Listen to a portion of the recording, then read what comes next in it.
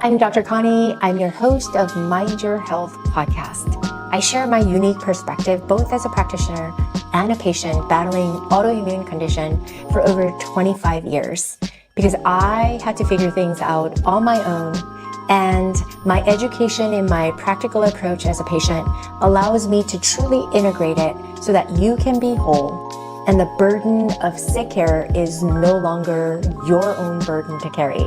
And this is what we help you with in this podcast. Hi, so today I want to talk to you about carrying on from the last week's episode, why food is not the enemy.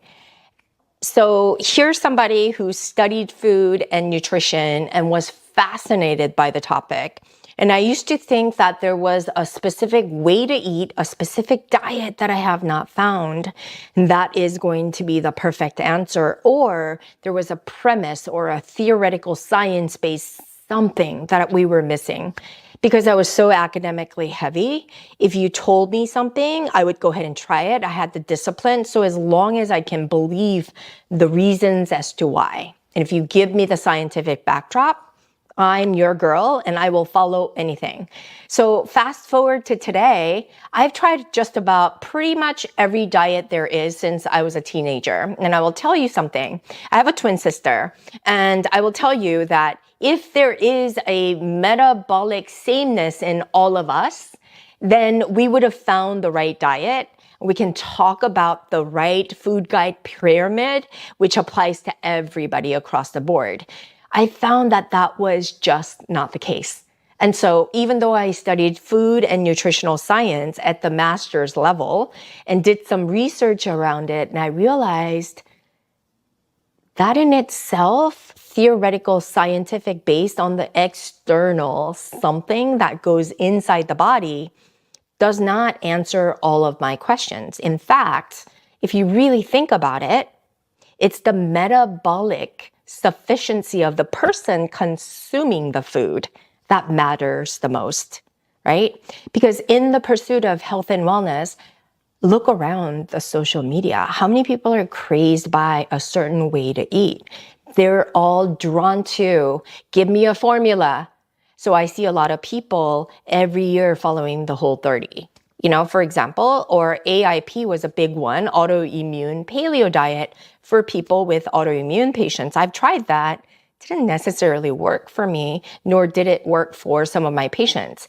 In fact, food is something that is so intimate to every one of us that when we start to restrict and try to control the food servings and everything that we can eat, it really does a number on our stressors to sort of obsess over it. And so if you really pay attention to all the information out there on social media, everybody who is a wellness or health-oriented influencer, so to speak, some of them go extremes to clean eating and clean living.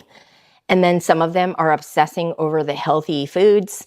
And then some of them are all about a specific way, carb counting or anything else to try to sort of manipulate your body into kind of getting into a state of something. But I want you guys to kind of have the flexibility of knowing to take a breath right now, to listen to me and saying, really think about the practicality of following somebody else's diet, because what works for me doesn't work for you. And I will tell you, the same type of diet that worked for me 10 years ago is not going to work for me right now. Why? Because I've tried it and it doesn't. And I have many patients that I treat. It's the same thing for them. Can't tell you how many things that I hear. They're like, well, I approached, or I became over 30, or I became over 40. And now the same thing that used to work, this is what's not working for me. And so a lot of patients come to me second guessing. It's the hormonal imbalance.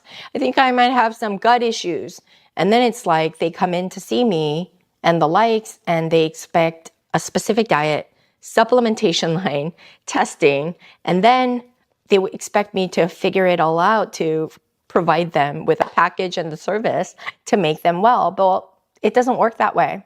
And that I'm going to be the first one to tell you that there is a term that I'm going to introduce you to called orthorexia. It's the exact parallel to anorexia, where people are scared to eat in anorexia because they have a disillusion about their body image. Orthorexia is being fearful of foods and being so stressed out about what to eat in the next meal that everything that they eat affects their state of health. And so I'm going to introduce this week's topic or today's topic by starting out by saying it's not about the food, it's about your internal state.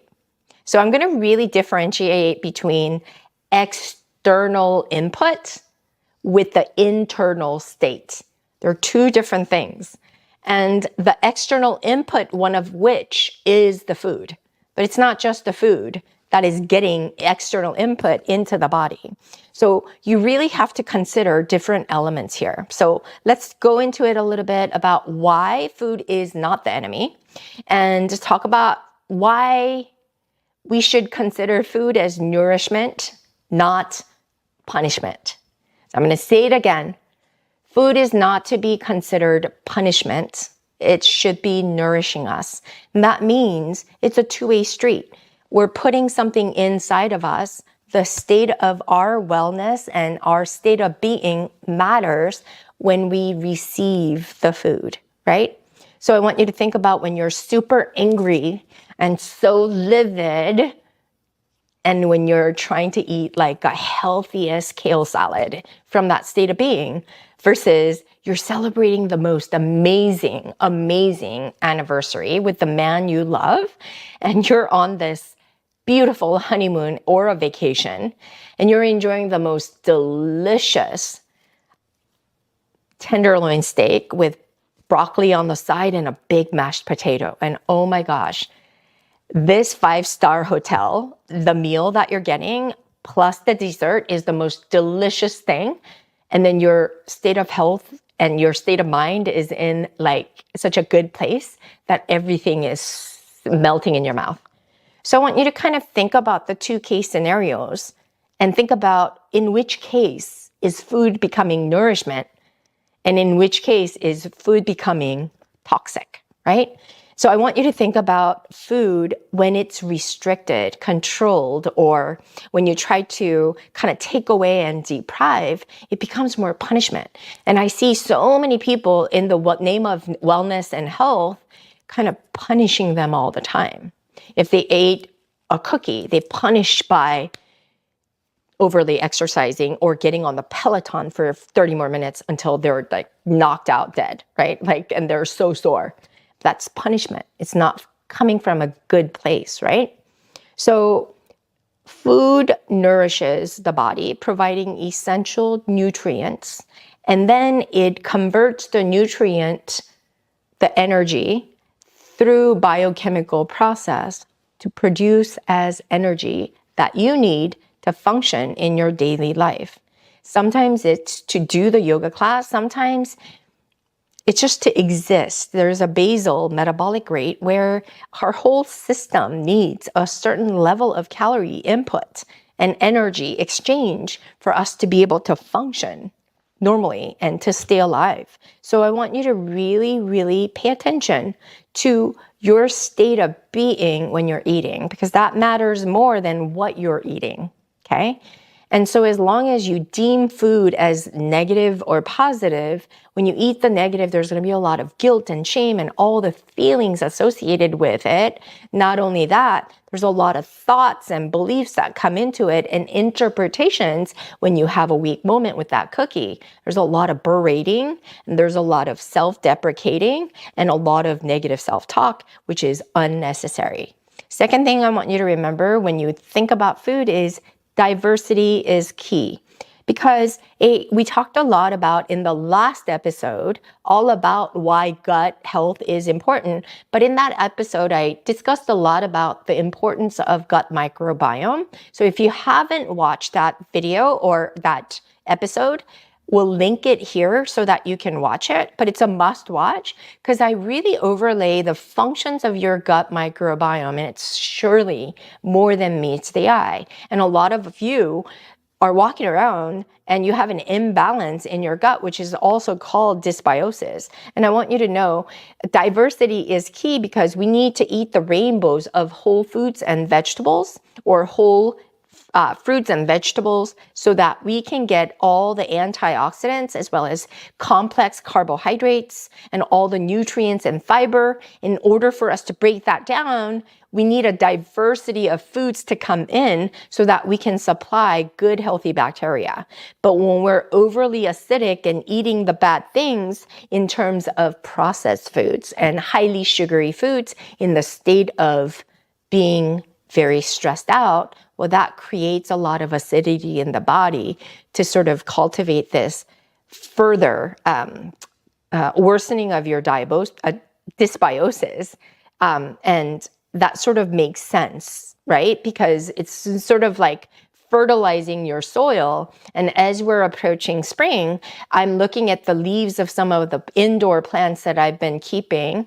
And now I'm starting to put them outside because, you know, sunlight is something that they like, and they like the natural sunshine. And we notice like some of the orchids that we're growing are dying off, not necessarily because of the water that it's getting, but it's the state of environment that creates a state of internal being that sort of dries itself, and it's really creating a toxic environment in that soil. So it doesn't matter how much fertilization that I put in, I had to remove the plant and change its environment.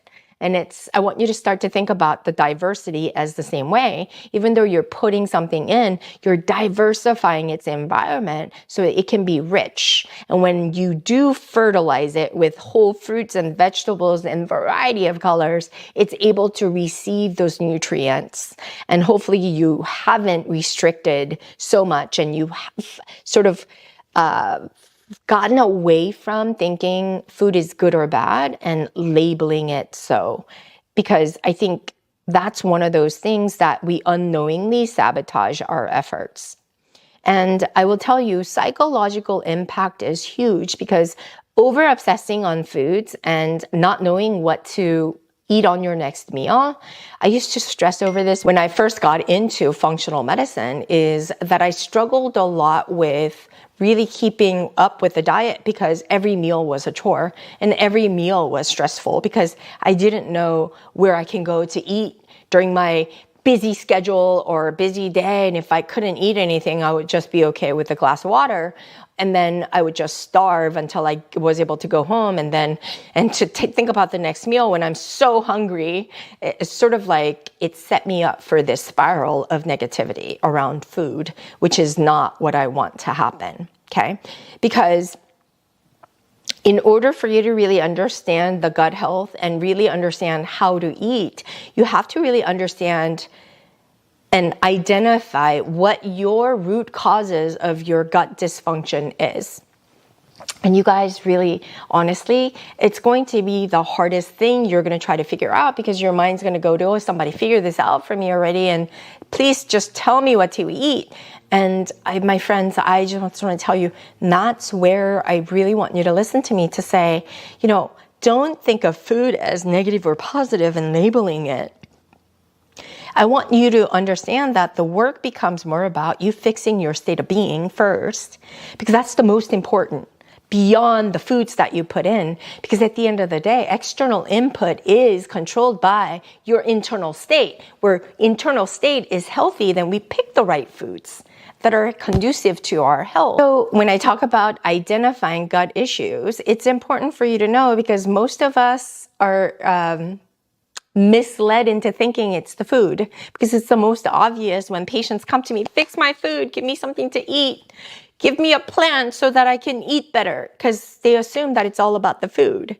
But remember, there's other issues that lead to dysbiosis, which affect your gut health. And one of which is overuse of antibiotics. You think about the last time you had UTI or different kind of antibiotics, and you've been on it, because that pretty much wipes out all that good bacteria that you had going on.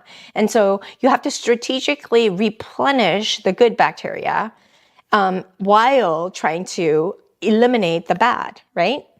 And then the Second thing is, well, I should have said the first thing is chronic stress. So I want you to really think about how stressful it's been to cook for yourself, to figure out what to eat, and to eat around those foods. And then you may be eating something else, because I used to kind of teach my patients to cook for themselves and cook for the family. Your family's feasting on like spaghetti that you love, all while you're eating a dry roasted chicken breast with dry cold broccoli, for example. I used to wonder, why am I doing this again? Because the truth was, I wasn't feeling all that better anyway. You know, I had foods that I wanted to eat. So again, chronic stress, that in itself is going to be stressful, and you unknowingly think it's beneficial, but it's stressful. So sometimes admitting to these things, practical things, is okay, you guys, okay? And it's okay to say, oh, I don't like that dietary foods. I can't eat kale, and because I hate kale the way it tastes in my mouth. And I think it's okay. There's other strategic way to sneak in good vegetables in a way where it's going to work for you, okay?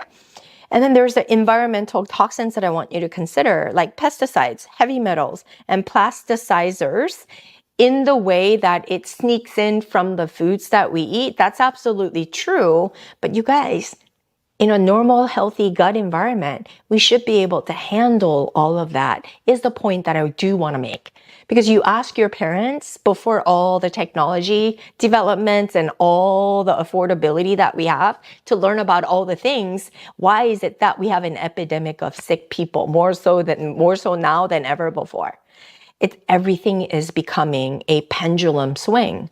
And my mom will look at me and say, well, I ate all of that and look how healthy I am. And she's absolutely right. You know what I mean? In their generation, people used to walk a lot. They didn't have this technology. And I sometimes think that was an environmental toxin in and of itself. Lack of sleep is a big factor, you guys, because what do you do when you're stressed out and you're not happy, you're not eating, your gut is out the whack? You're not going to be able to produce the necessary neurotransmitters and the biochemistry makeup and the metabolic sufficiency enough for you to allow restful sleep, because that can only happen when everything else is being really balanced in a way that is going to be conducive to your health ultimately. Okay? So I want to talk a little bit about what do you do then, right? So I want to talk to you about going above and beyond the food. I want to talk about a holistic approach to gut health and what you can do about it. So I created this EASE methodology, and I'm going to give you a background of this EASE methodology so that you can understand why I'm saying these are the things that you want to do. EASE, E-A-S-E.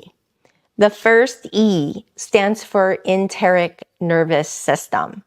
There's a way by which, and that's your second brain, that's your gut health. And that's why we focus so much at functional yoga medicine, all about gut health mastery. So much so that that's a standalone program, incorporating all things involved in balancing your enteric nervous system and really having mastery over your gut. It's a skill set that we never learned. It includes all the components of what you can do to really tune inward and really consider revamping your internal state versus external input.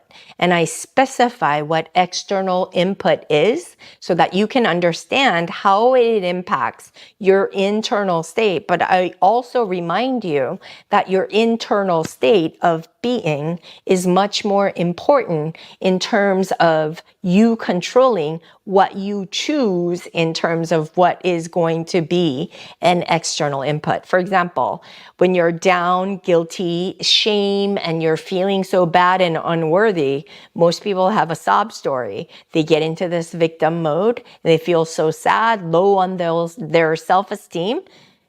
What do they choose to do? To dwell in their sorrow or numb their pain? They go for a bucket of ice cream. They go for the carton of cookies. They go for cigarettes. Some of them go for wine. They go for something negative to numb their pain. And so as you can see, your internal state drives the selection that you're going to take of the external input. And sometimes because of the internal state being out of kilter, we need medications, external input, right? So I want you to consider everything outside of you. It still depends on you to decide to bring that into your body. And that external input includes the negative thoughts that we have looping on too. So it's a lot beyond the foods that we consume, okay? To me, this is so elementary that I need you to really understand. Enteric nervous system. I digressed a little bit away from the enteric nervous system because I wanted to really emphasize the role of the first defense line is your gut, and that's your enteric nervous system. There's a strategy by which you can master your gut, and that is something that I want you to consider, and that's really reading into your internal state of being before you eat, pausing before you eating, and really thinking about what you're putting in and being very strategic about that. And then the second thing, the EA, A stands for autonomic nervous system, and it's all about fight or flight or rest and digest, and it's all about stress management. And when people say stress management, you really don't understand what that has anything to do with the state of being, right? Like all your gut symptoms. But I want you to really sit and understand if you're stressed to the max, no matter what I do as a practitioner, whether I have a potent medication that I can give you, if you're in the state of complete stress and knowing how much stress affects your gut lining at the barrier level, well, think about how that affects you, right? And so it is really optimal for you to regain control of your own nervous system, and that's why nervous system control can be controlled, and the tools can be learned by you. And the best tools that you can learn is the breathing exercise. We'll link some information on breathing, as well as some yoga. I'll link my YouTube channel, which has plenty of weekly yoga sessions that I put out, linking different conditions with different moves so that you can regulate your autonomic nervous system. The third thing is somatic nervous system. You know what that is? Somatic nervous system is nothing other than musculoskeletal system. It's all about the movement, because movement does the contraction and relaxation and lengthening of our bodies and muscles and joints through the practice of slow, progressive, and weight-loaded movements that we do through the practice of yoga. That really does a number on the metabolic sufficiency, really helping the gut, because the gut is also a muscle in and of itself. It's autonomically controlled, but it's enhanced by the musculoskeletal movements of the spine, rotations, contractions, and really being able to really engage the core. All this does a number on the whole body systemic effect. Not only does it affect our immune system, musculoskeletal health, metabolic system, the hormones, as well as our gut, as well as our heart, everything is involved here. So somatic nervous system is something that I want you to incorporate. And then lastly, it's empowered psychology. Empowered psychology, in my opinion, is nothing other than having the right attitude and perspective and having a positive mindset towards the outcome that you want to create, and deciding that that's what you want. And that needs coaching too, because out of about the 60,000 thoughts you have in a day, 90% is repetitive, 80% is habitual. So that means you have to sort of break away from negative patterning and really reframe and rewire your brain so that it can break the cycle of negativity into stepping into more positive state of psychological thinking and switching your beliefs, limiting beliefs towards empowered ones is why we call it empowered psychology, because it's something we cannot ignore.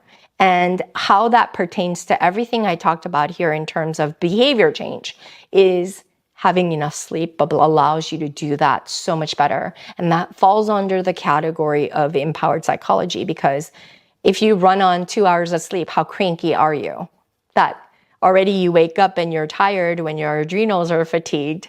And when you're tired, how conducive is it for you to eat healthy meals and make the right choices? You're already in a state of very acidic, sick place, causing diet dysbiosis. You start the day like so tired. That means you have a lot of leakiness and gut barrier issues. There's a lot of dysbiosis going on. So working on your sleep is the last thing that I want to end with. So summing it up, enteric nervous system, really paying attention to your state of being before eating. And that's pretty much sums up the enteric nervous system. Never demonizing the foods, but really focusing on who's eating the food and what really can you do to really focus on sensory experience of the food that you take in, really tasting the food, the temperature, the texture, and really the feel, and really tasting and chewing and closing your mouth and enjoying the experience as the fullest experience as possible. And autonomic nervous system, we talked about how stress management, it really does matter to affect the gut lining, because gut lining or your gut comprises about 70 to 80% of your immune system. And it's so sensitive to stress that unless we manage the stress, it's going to really sabotage all our efforts into our healthy behavior change. Thirdly is movement is key for metabolic sufficiency to help our gut. It seems secondary, unrelated, but it's absolutely necessary, and they go hand in hand together. And it's why I created the EASE methodology. Lastly, it's another E, empowered psychology. We talked about the importance of sleep so that you can shift your beliefs and limiting beliefs and perspectives from negative to positive. I hope this has been super helpful for you guys. I do want to say that I created, for this reason, 7 Simple Lifestyle Habits freebie. And so I want to support you to better support you in terms of getting this right. So the downloadable link is below. So I want you to take up on it. I'm all about, after kind of studying this, spending a lot of money and time and really going through the pain and the suffering, one thing that is different about me is that I'm a practitioner not just based on theory, but I am somebody who's experienced all of the things that you might have experienced, if not more. And then I figured out the practical approaches that serves everyone across the board. And that is when you can be the master of your own gut and your mind, as well as your body. And so our goal isn't figuring out the next person to follow, right? Waiting for that one day, that person to be born. We don't wait for that. We create it. It's all about engineering our own wellness in the most empowered way possible. So take me on this freebie. It's going to really help you. We created it to further support and guide you and hold you accountable. Give me DMs. Link it, follow me, and I will see you guys all in the next episode. Thank you for listening to the Mind Your Health podcast. If you enjoyed the episode, we would so much love it and appreciate it if you share it with someone who could benefit as well as to subscribe to this podcast on Apple Podcasts, Spotify, or anywhere else where podcasts are found. And leave us a review.